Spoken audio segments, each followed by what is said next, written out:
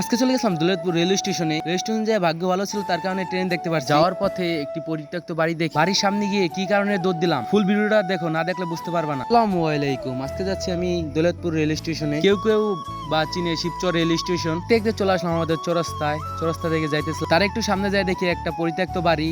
আস্তে আস্তে কাছে যাইতেছিলাম, সামনে যায় উকি দিছি আর কি জানি দেখে দৌড় দিছি। আরে হুদাই দৌড় দিছি, কিছুই ছিল না। এই ভিডিওটা ইউটিউব থেকে দেখলে সাবস্ক্রাইব করে দিয়ে। দেখতে দেখতে চলে আসলাম আমাদের দৌলতপুর রেল স্টেশনে। কেউ কেউ বলে শিবচর রেল স্টেশন। এখানে আইসা ছবি এবং ভিডিও করতেছিলাম আর দেখতেছিলাম, পরিবেশটা মারাত্মক ছিল। আস্তে আস্তে ভিতরের দিকে যাইতেছিলাম আর ভিডিও করতেছিলাম।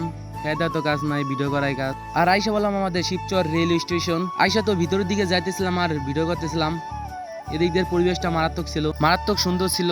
আজকে দৌলতপুর রেল স্টেশনে বেশি মানুষ ছিল না, আইসা দেখি অনেক কম পরিমাণে মানুষই ছিল। তার একটু পরে দেখি কি ট্রেন আইতেছিল।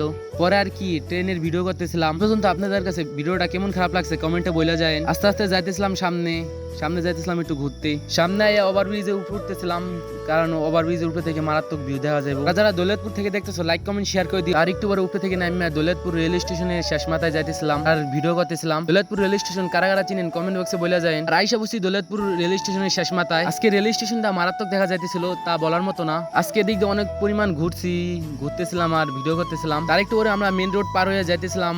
যারা যারা এই ভিডিওটা দেখতেছো লাইক কমেন্ট শেয়ার করে দিও। আর আজকে এই পর্যন্ত, আল্লাহ হাফেজ।